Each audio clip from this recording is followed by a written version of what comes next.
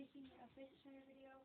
I bought 3 today. I bought this one the other day, and I bought this one like 2 months ago. So this one was from Amazon. I'm actually getting more. I'm getting 5 more in a fidget cube on Amazon. It's shipping, but this one's from Amazon. I got this one from the dollar store. I got this one from the dollar store too, and I got this one from the dollar store. They actually work really good. I recommend them. And then I got this one, which is really smooth. It's the weight one. It doesn't have any bearings. And this one I got at Circle K. They only had red.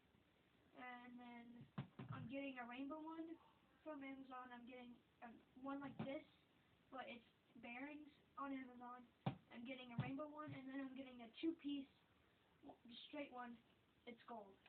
And then I'm getting a fidget cube that is red and black. But this one doesn't make